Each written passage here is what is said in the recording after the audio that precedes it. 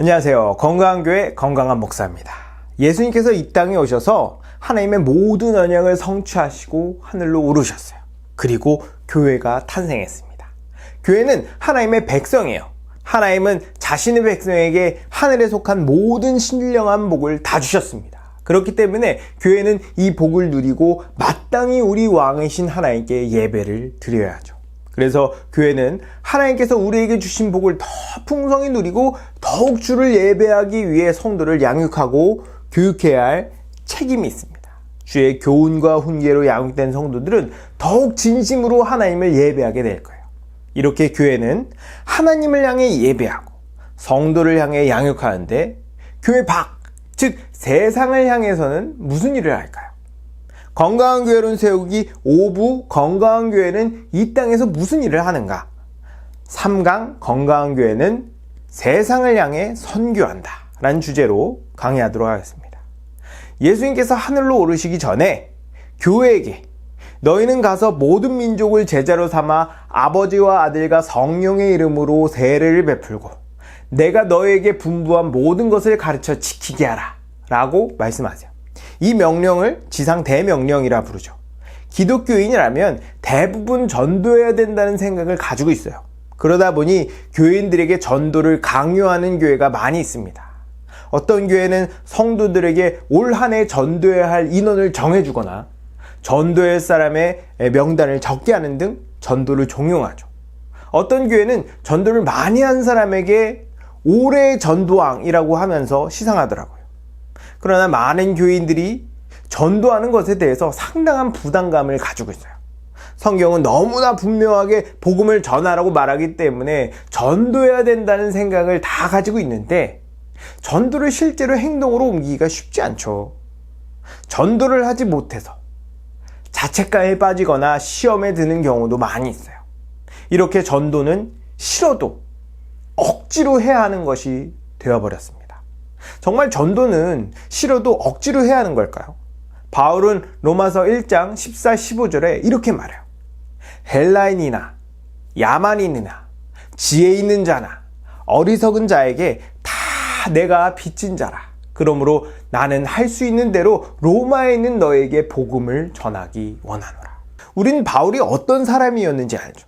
바울은 교회를 박해하던 자였습니다. 그는 그것이 옳은 일이라고 생각했죠. 기독교인을 잡기 위해 다메섹으로 가는 도중에 예수님을 만나지 않았다면 아마 바울은 수많은 기독교인을 처형했을 거예요. 바울은 예수님을 만나고 나서 비로소 자신이 무슨 짓을 한 건지 알았습니다. 바울의 인생 전체가 하나님을 대적하는 삶이었죠. 예수님은 아나니아에게 바울을 만나라고 말씀하세요. 아나니아는 깜짝 놀라죠. 주님, 사울은 우리를 핍박하는 자입니다. 그러자 예수님은 이 사람은 내 이름을 이방인과 임금들과 이스라엘 자손들에게 전하기 위해 택한 나의 그릇이다 라고 말하죠.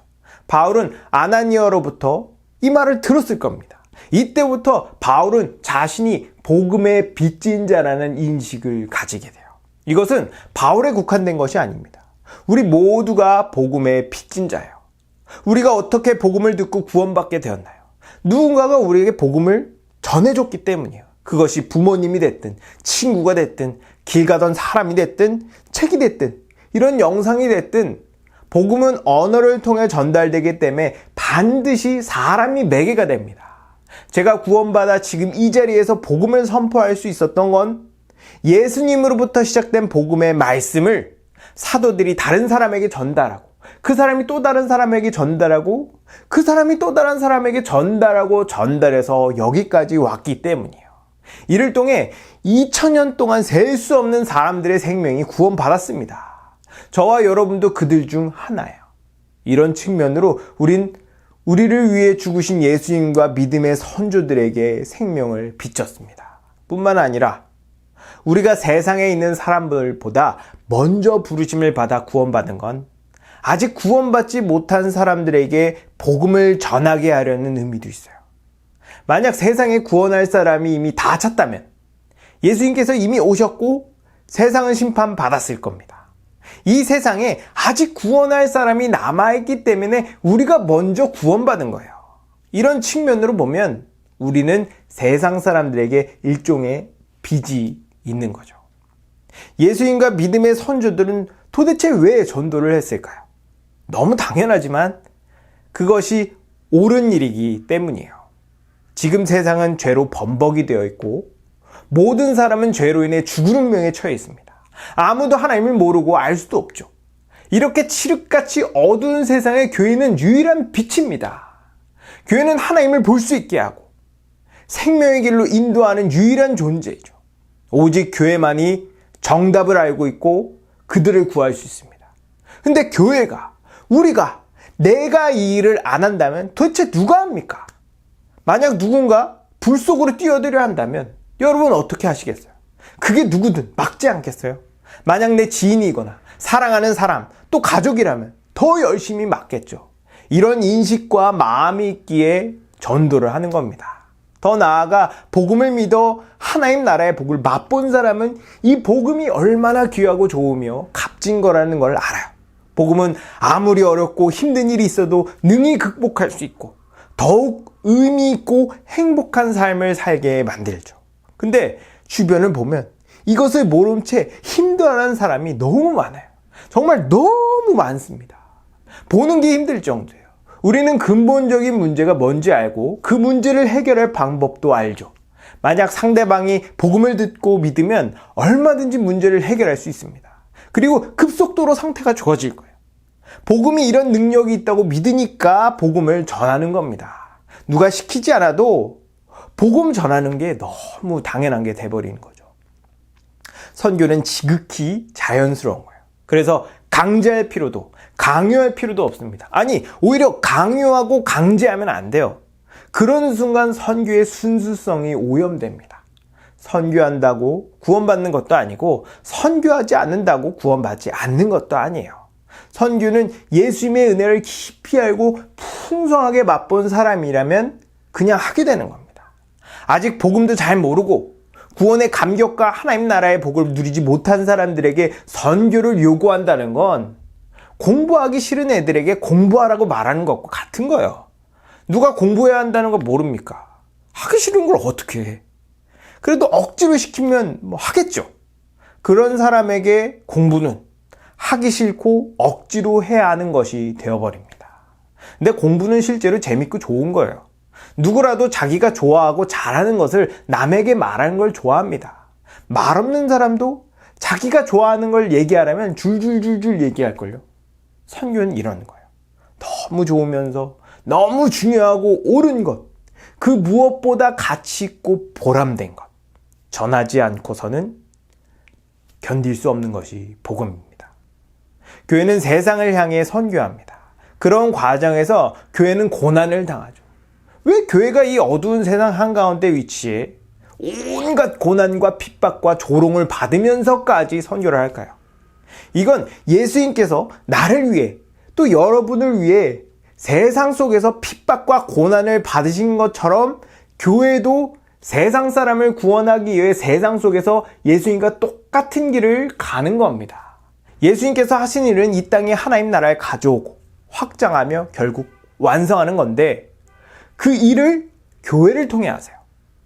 우리가 때론 마음에 부담이 있고 여러 불이익을 당하며 심할 경우에 핍박을 당하더라도 이렇게 세상 속에서 세상을 향해 전도한 이유는 그것이 우리 주 예수 그리스도를 따르는 길이요 예수님의 영광에 참여하는 것이기 때문이죠. 예수님은 내가 아니더라도 그 일을 하실 겁니다. 그리고 결국 완수하실 거예요. 바울은 로마서 8장 18절에 이렇게 말하죠.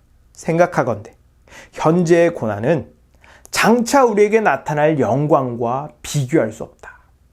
이 영광을 위해서 교회는 세상을 향해 선교합니다. 여러분, 교회가 세상을 향해 선교하는 건 너무나 당연하고 마땅한 겁니다.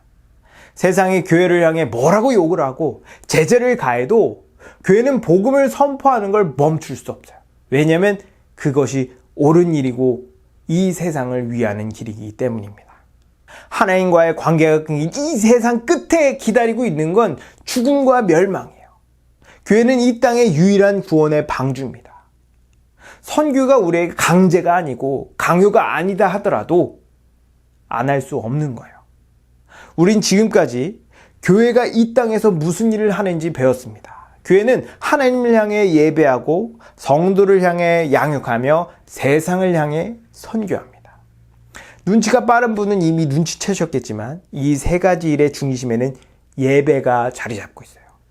교회의 궁극적인 존재의 이유는 예배입니다.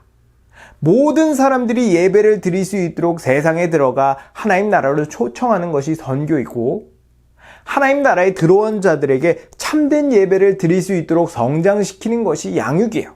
그렇기 때문에 이 세 가지 사역을 균형 있게 잘하는 교회가 건강한 교회입니다. 여러분 모두가 하나님을 향해 예배하고 성도를 향해 양육하며 세상을 향해 선교하는 교회 안에서 더욱 거룩하고 경건하며 의로운 삶을 사는 여러분 되기를 축복합니다.